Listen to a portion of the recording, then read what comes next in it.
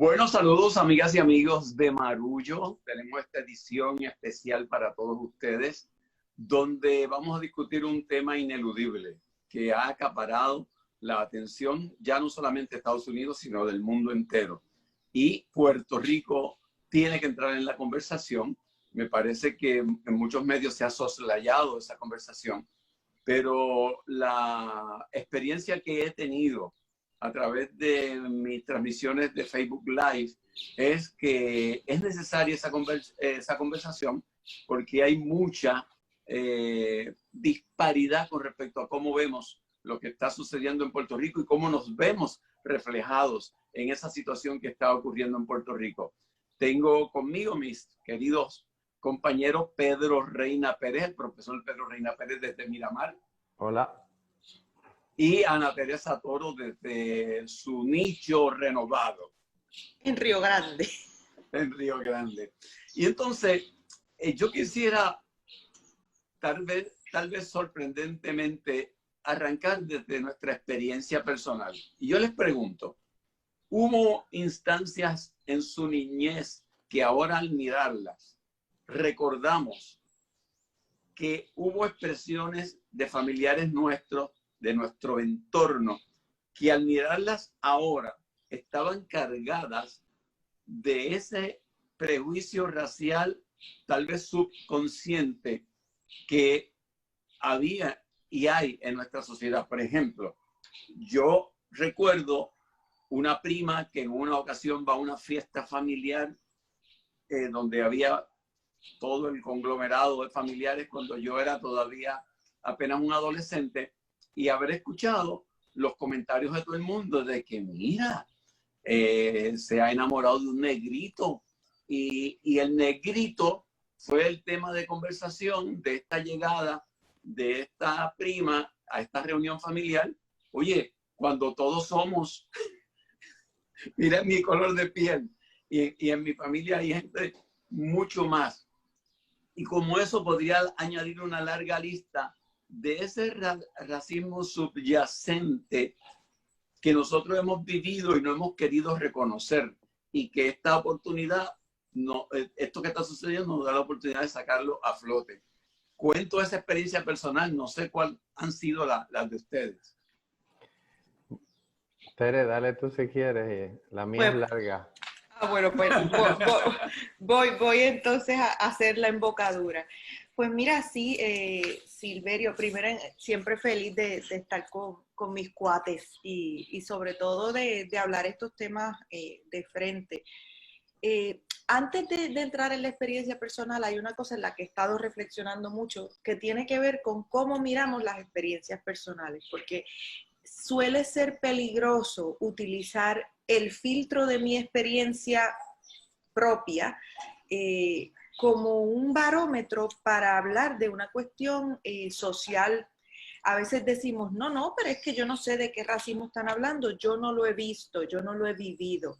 Entonces el hecho de que uno no haya vivido algo, o no haya visto algo, o no haya estado expuesto a algo, no puede ser un barómetro para uno reconocer que existe o no un problema. Entonces, últimamente he estado pensando en las pinzas con las que hay que tratar las experiencias personales a la hora de uno reflexionar sobre eso.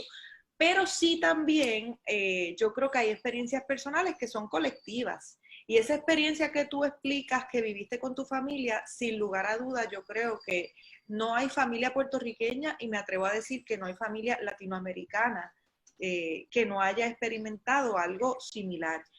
Yo te diría que una cosa que vi de niña, por ejemplo, en mi salón de clases, yo estudié en un colegio en Calley, el Colegio Radiance, y en mi salón de clase había un niño negro, que era el hijo adoptivo de la maestra de inglés.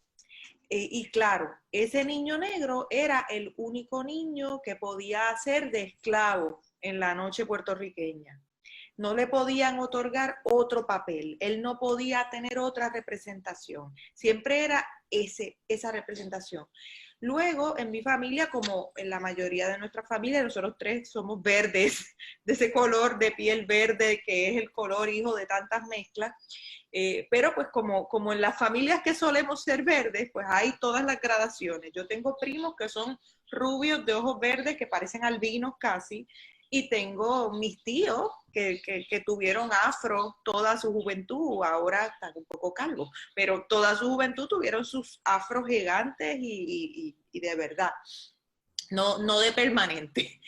Y yo crecí con esa dualidad, pero recuerdo de niña que siempre me decían que para uno verse bien había que estirarse el pelo, que para uno verse profesional había que estirarse el pelo, que en la medida en que uno evitara quemarse mucho al sol, uno se veía mejor. O sea, habían unos mensajes subrepticios para dejarte saber que te ibas a ver mejor si tenías un tono de piel más claro. Y eso lo llevo a la cosa más inocente, los juguetes. A mí siempre me llegaban las Barbie rubias, las muñecas rubias. Yo recuerdo que mi abuela me hizo a mano una muñeca de pelo negro. Fue la primera vez en mi vida que yo jugué con una muñeca de pelo negro, porque las muñecas eran rubias. Y como dicen, de ojos rubios y de dientes rubios y todo rubio. Entonces, sí había una construcción de esos mensajes alrededor, frases como mejorar la raza, ese tipo de frases hirientes y horribles, eran parte del caldo de cultivo de la crianza, y negar eso es negar uno de los aspectos más desgraciados de nuestra cultura. No, indudablemente nosotros vivimos en una sociedad que es descendiente de la plantación esclava. Puerto Rico, en realidad, en el siglo XXI, pues es el Puerto Rico que se fundó como una gran plantación y a donde se trabajó gente en contra de su voluntad, y eludir eso, pues siempre es una aspiración de las sociedades que tienen una escala de valor de acuerdo al color de la piel. Y como venimos de una plantación, la negritud es considerada la expresión más baja de nuestra sociedad. En mi familia la historia es complicada. Yo vengo, por mi lado, Reina, de 3 matrimonios de hombres negros con mujeres blancas. Mi bisabuelo Juan Reina se casó con una mujer blanca a principios del siglo XX. Mi abuelo Pedro Reina del Valle, que es un hombre mulato, se casa con mi abuela Ana Díaz, que era blanca de ojos azules. Y mi papá, que era el más mulato de su casa, de la tercera generación, se casa con mi mamá, que es una mujer blanca. El matrimonio de mis padres enfrentó la oposición de mis abuelos maternos a cuenta del color de la piel de mi padre. Mi madre se casa con mi papá, a pesar de que mi abuela, una mujer trabajadora de Utuado, se oponía a que su hija se casara con un hombre negro. Pero todo eso yo no lo viví, ¿verdad? No lo vine a entender hasta mucho tiempo después. Ocurre que ustedes saben que en alguna ocasión yo he mencionado que tengo una media hermana que vine a descubrir a los 30 y pico de años. Uh-huh. Es una historia yo la publiqué en El Nuevo Día en 2 capítulos y está en mi página web, pedroreinaperez.com, el que la quiera leer. Y que nosotros estamos esperando la novela al respecto. Así es. Aprovechamos, Ana Teresa y yo, para ponerte presión. El machete. Okay. Pero lo que pasa es que la primera vez yo nunca voy a mis abuelos a hablar de su condición, o de mi abuelo de hombre mulato o de hombre negro. O sea, la negritud no se mencionaba en la casa hasta que leí una carta. ¿Verdad? Porque mi padre muere, mi media hermana, que acaba de cumplir la misma edad que yo, 53 años, el 29 de mayo, hablé con ella el sábado. Mi media hermana la desaparecen. Y la razón por la que la desaparecen es el rechazo profundo de la familia de ella hacia la negritud de mi padre. O sea, el gran pecado era, la nena no solamente le hicieron el daño, sino que es un hombre negro el que la preñó.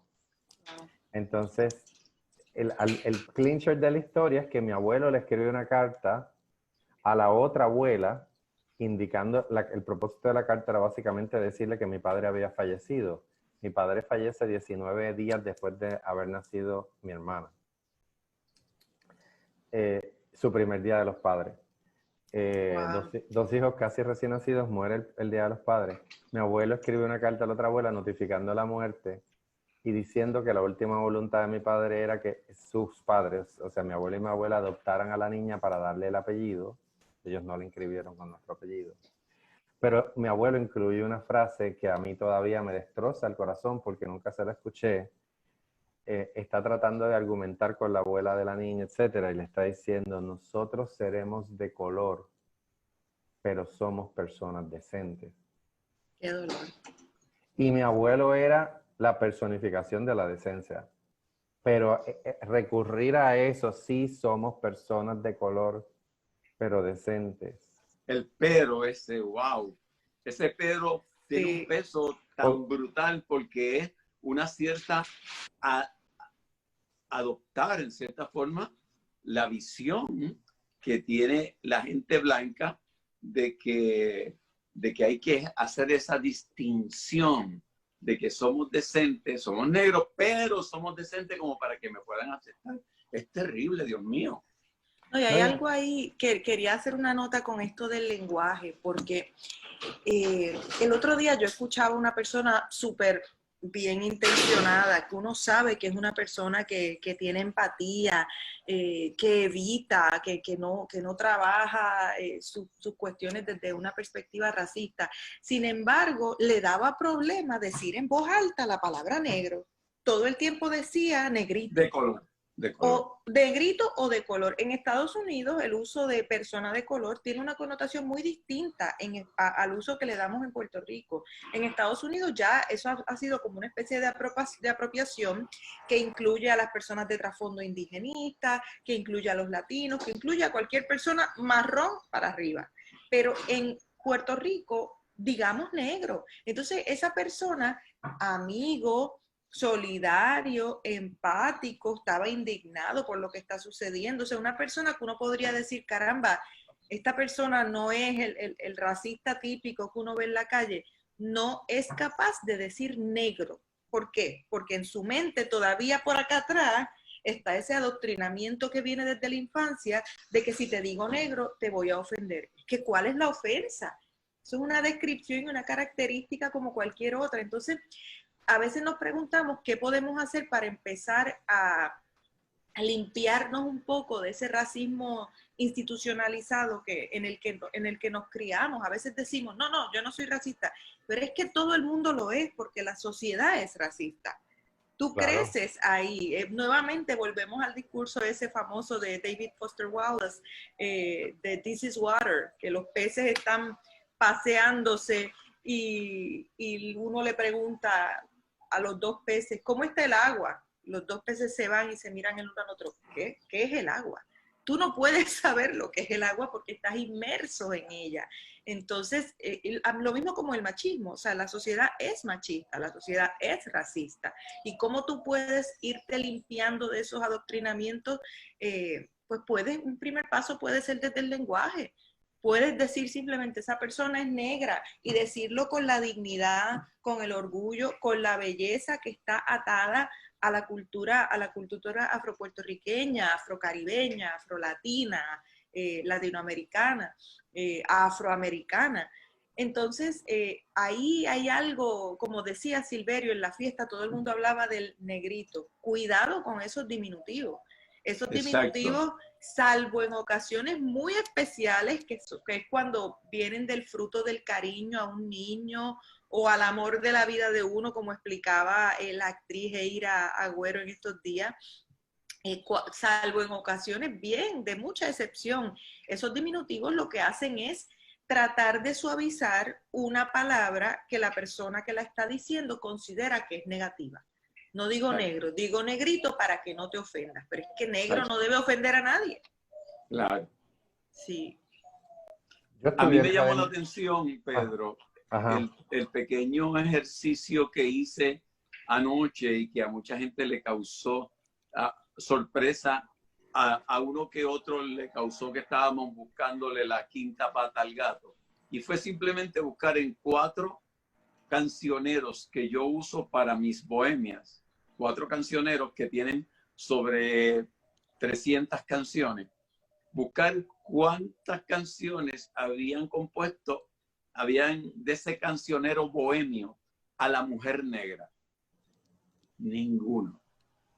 2 o 3 canciones. Ni Piel Canela. Piel Canela, sí.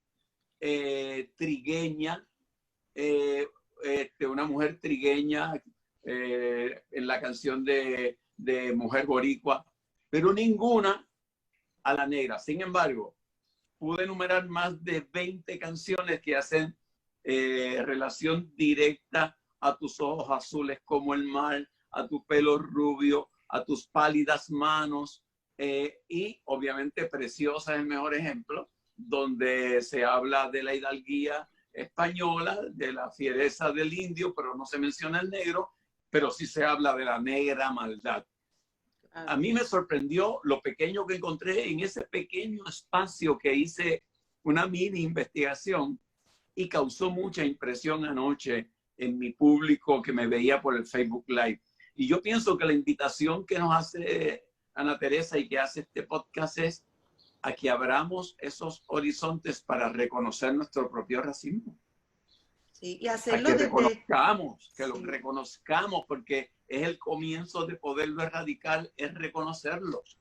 No, y que lo hagamos desde este mismo espacio. Ahora mismo habemos aquí 3 mulatos hablando de un tema, no asumiendo ninguna portavocía, pero yo me pregunto también cuán necesario, cuántos espacios hay para que personas negras hablen de su experiencia. Nosotros estamos hablando como observadores y eso yo lo aprendí bastante tarde en la vida, porque también uno tiene que asumir sus experiencias. Yo recuerdo que yo siempre me identificaba mucho más con las culturas afrocaribeñas. Me gustaba más la música, en términos de mis gustos, y hasta mi forma de comer. Me gusta comer en plato hondo, me gusta el coco, me gusta todas estas cosas que asociamos a la cultura afroboricua. Y yo tenía mi pelo siempre rizo y sin estirar, y yo me sentía parte de... Y un buen día, Mayra Santos, cuando era mi profesora en la universidad, me dijo, ven acá.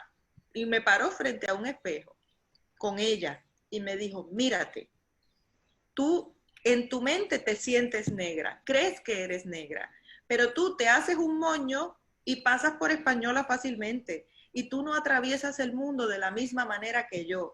Y eso fue un baño de humildad y de aprendizaje, una gran lección de vida para mí, porque yo no atravieso el mundo de la misma manera que lo atraviesan las mujeres negras y las personas negras en general.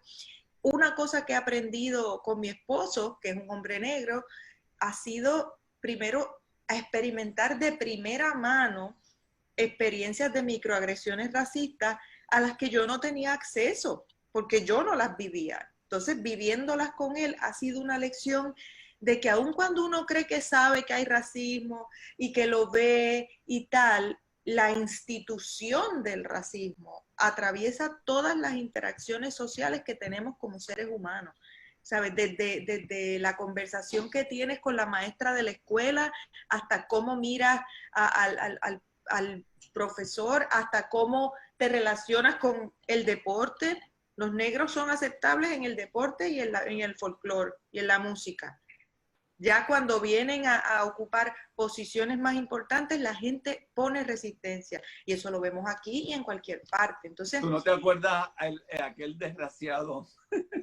Bueno, no voy a decir desgraciado, pero aquel personaje legislador que decía que debíamos fomentar el que los niños negros fueran adoptados por familias norteamericanas para que se convirtieran en buenos baloncelistas. ay, Augusto Sánchez.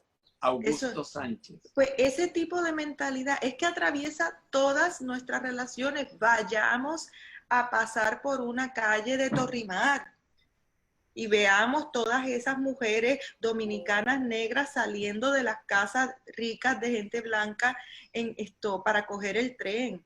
Y eso es una imagen bien literal y claro, es una generalización, habrá familias negras que viven ahí de mucho dinero, habrá empleadas domésticas blancas, pero las excepciones confirman la norma. Entonces, si esa es la imagen, es porque hay una estructura que provee para que sea así, una estructura de acceso a la educación, de acceso a oportunidades. Ahí está el key de la cosa, la estructura que no vemos porque somos parte de, como Exacto. los peces no veían el agua porque eran parte de esa estructura en la que no vemos. Y anoche una señora decía, pero es que hay discrimen también en contra de los blancos. Y todo el mundo brinca, no, no, no es lo mismo. No existe. No existe. El racismo a la inversa no existe, es una es porque no puede haber racismo a la inversa porque no hay una estructura que atraviese todas las capas sociales. Que tú hayas experimentado la xenofobia porque eres blanco y hablas español, que tú hayas experimentado discrimen porque eres pobre y porque por ser persona pobre te han discriminado porque no tienes educación o porque no hablas inglés o tal. Claro que hay muchísimas formas de discrimen específicas, pero el racismo es una cuestión institucional. Uno se da cuenta mientras más escucha y se educa, escuchando voces de personas negras que te explican de su experiencia directamente. Y esto es una cosa que para mí fue como un hallazgo. Ser negro en el mundo es casi como tener un segundo pasaporte. Y eso es una cosa que yo hablo con Modesto mucho. Porque Modesto ha experimentado el racismo en ciudades europeas, en ciudades latinoamericanas, en Estados Unidos, en Puerto Rico. No importa dónde vaya, él ha experimentado situaciones de racismo que trascienden su nacionalidad. Entonces, él me dice, yo veo una persona negra en España, yo veo una persona negra en México, en Alemania, y esa persona y yo nos entendemos a un nivel, aunque no hablemos el mismo idioma, aunque no tengamos las mismas experiencias, pero tenemos una experiencia de vida común, porque el racismo es una institucionalización de cómo miramos las personas de raza negra. Entonces, mientras eso no se traduzca a la experiencia colectiva de las personas blancas, no a la experiencia específica de un individuo, pues no podemos hablar de racismo a la inversa. No existe. Yo no le doy ni foro. Es como, está hablando de un unicornio. Eso no existe. Ay, Pedro, no te hemos dejado hablar. No te hemos dejado hablar, Pedro. Es un constructo social. Si nosotros miramos el genoma humano, en ningún lugar podemos distinguir el genoma humano de una persona blanca o de una persona negra. La raza no tiene expresión a nivel genético. La raza es una característica. Eso es bien importante, eso es bien importante. La gente piensa que tú puedes ver, el ADN de un hombre blanco o el ADN de una mujer negra. No es el mismo, es el ADN del ser humano. Es la expresión de una diferencia, no la racialización de los cuerpos es completamente un constructo social que nosotros utilizamos para distinguir, para discriminar, y cuando digo discriminar aquí quiero decir para diferenciar y obviamente el color de la piel en una sociedad que tiene una jerarquía de colores de piel, pues concede poder, privilegio, acceso. Yo iba a comentar que yo estudié en Santurce, en la Parada 15, en la Academia de Santa Mónica, donde todos nosotros nos sentíamos mulatos por definición, porque ¿dónde tú estudias en Santurce? Pues tú eres cocolo. Y los cocolos, decirle a alguien, este es un cocolito, es un insulto racial. También en un momento designó a aquella persona que le gustaba bailar salsa, los cocolos versus los rockeros. Pero referirse a alguien como, ese es un cocolito que va por allí, es referirse a raza y a clase.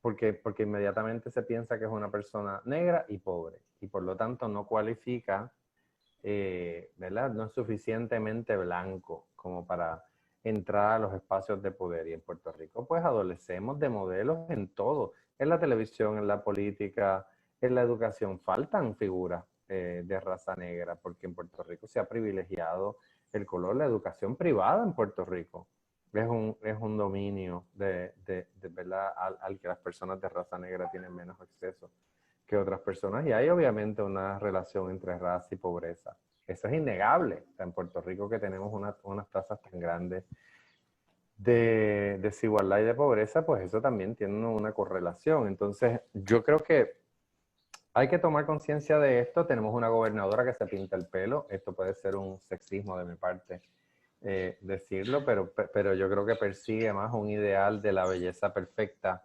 ¿verdad? Yo pienso que la gobernadora durante esta pandemia debió haberse hecho un moño en algún momento para solidarizarse con todas las mujeres que jamás ir al beauty, ¿verdad? Pero no solamente aparecía planchada, peinada y debidamente pintada, sino que se mira como un gran valor el llevar el pelo rubio porque pues es un ideal de la sociedad y obviamente el pelo malo, el pelo rizo es designado como una característica de negritud y nos toca hablar a los puertorriqueños, ¿verdad? Detrás de la palabra trigueño se esconde todo el prejuicio puertorriqueño. Ay, es que eres trigueñito. Aquí que ni siquiera se cultiva trigo, para uno saber cuál es el color del freaking trigo. Ah, es trigueño, es trigueña. Ay, mira. Quiero el amor de una mujer trigueña. No, y el diminutivo otra vez, trigueñito. Sí, o negrito, o negrita, que es medio negrita. Sí, no, hay que sacarse, o sea, muchas veces uno se puede sacar los prejuicios de la boca, literalmente, a detenerte cada vez que vas a hacer una expresión, preguntarte por qué esta expresión me parece ofensiva, por qué me incomoda, no debería incomodarme y empiezas a transformar tu vocabulario. Y yo creo que por ahí es que hay que empezar, porque si nosotros empezamos por deconstruir en nosotros mismos, en nuestro pensamiento y en nuestro lenguaje, ese racismo subconsciente que hay ahí, si nosotros lo empezamos a hacer, vamos a influir en el entorno y tal vez a la larga podamos erradicarlo de la sociedad porque no va a responder a los prejuicios establecidos a través de un presidente como es el caso de Donald Trump. Si más gente empezamos a deconstruir ese racismo que llevamos dentro, la sociedad poco a poco va a responder menos a esa construcción. Mira, ahora mismo somos 3 personas quienes hacemos este podcast y nosotros nos hemos juntado principalmente yo diría que porque los 3 tuvimos acceso a la universidad en algún momento, porque a partir de ese acceso a la universidad nuestras vidas se fueron cruzando de distintas maneras hasta que nos encontramos en distintas etapas de la vida. Si eso no es privilegio, no sé lo que es. Hemos tenido el privilegio de haber tenido acceso a la educación. Ese acceso a la educación nos puso en contacto con otras personas con acceso a la educación y ahora tenemos este foro, nosotros 3, porque hemos tenido esa historia de vida. ¿Qué uno puede hacer estando en foros como este? Pues uno tiene que utilizar, bueno, alguien usó una metáfora muy buena para definir lo que es ese tipo de privilegio. Tener un privilegio es tener una plataforma. Uno lo que tiene es que pasar el micrófono. En la medida en que habemos 3 personas mestizos hablando de racismo, es saludable, es importante, pero nuestra tarea tiene que ser potenciar las voces negras, potenciar las voces de aquellas personas que no tienen, que no han tenido la ocasión de caer en espacios como estos. A veces, en esta semana han llamado a mi esposo casi todos los días para una entrevista, para hablar de este tema. Y si bien pues él es muy elocuente, muy vocal sobre estos temas, también es un reflejo de que de pronto a la hora de estar en esas salas de redacción, pueden pensar en 2 o 3 figuras negras en Puerto Rico para hablar del tema, ¿no? ¿Por qué? Porque no ha habido un acceso amplio de voces diversas negras que ocupen estos espacios. Los intelectuales negros están ahí, los escritores, los académicos, los artistas, los analistas, los científicos, están ahí, pueden hablar del tema elocuentemente, pero muchas veces en las salas de redacción no los conocen porque no han tenido el acceso. Entonces, ese trabajo de pasar el micrófono es bien importante y es la tarea pendiente que tenemos todos. Absolutamente, ya se nos está acabando el tiempo. Le quiero pedir a nuestra audiencia que nos siga en Facebook, estamos como Marullo, y en Instagram y en Twitter como @MarulloMedia. Este video podcast lo vamos a subir muy pronto, entiendo que lo vas a poner tú. Pedro, una última pregunta para una reflexión rapidita, porque me parece sumamente importante. Me da la impresión de que en Estados Unidos se le está virando la tortilla a Donald Trump porque ha ido muy lejos. Cuando George W. Bush aparece como un gran hombre de Estado comparado con Donald Trump, ya yo me imagino que debe haber sectores del Partido Republicano que ya dicen, a este se le fue la mano. ¿Será el talón de Aquiles de Donald Trump? Yo pienso que sí, yo pienso que en realidad la pandemia dañó el caballito de pelea de Trump, que era la economía. Y lo que ha sucedido con las manifestaciones es que ha podido radicalizarse Trump, que es algo que él quería hacer, porque él siempre está buscando a quien echarle la culpa. Él ha echado la culpa de la pandemia a la Organización Mundial de la Salud, se la ha echado a los chinos, cualquier cosa para rechazar cualquier responsabilidad. Y en el caso de Trump y de esta muerte, me parece que ha habido una expresión muy cruda en las ciudades. Más de 40 ciudades han estado en manifestaciones diarias. Y esto pone a la vista el lado más oscuro del nacionalismo y el supremacismo blanco de Trump. Eso le cuesta con muchos votantes, pero también enardece a su base. Su base le encanta este tipo de mano dura, le encanta este tipo que se asemeja a los mejores dictadores cuando hace recoger a la gente allí en Lafayette Park para, en medio de toda esa represión, él cruzar una iglesia, coger una Biblia y retratarse con la Biblia. Muy valientes las palabras de la obispa episcopal de Washington diciendo que eso ella nunca lo autorizó y que la Biblia no era un utensilio, que no era utilería para una foto. Y confío, ¿verdad? Ponen en aprietos a toda la base republicana puertorriqueña que le besa las manos a Trump y que al besarle las manos a Trump lo que hace es besarle las manos a un xenófobo racista y solamente lo hacen porque ocupa el puesto de presidente. Así que sí, la respuesta es que la tortilla se vira. Falta tiempo todavía para las elecciones. Hay que ver qué sucede, pero las voces que escuchamos hoy denunciando las posturas de Trump, inclusive de militarizar las calles, me parece que hablan de que vamos a ver más personas salir de la sombra a denunciarlo. Ojalá que así sea. Pero, amén, amén. Exacto. Amén. Bueno, gente, un gusto verlo. Igualmente. Abrazos, síganos en las redes que estamos pendientes de ustedes. Esto lo vamos a subir en audio y en vídeo. Gracias, los abrazo. Gracias. Que sigamos conversando. Hasta luego. Así sea, bye. Bye.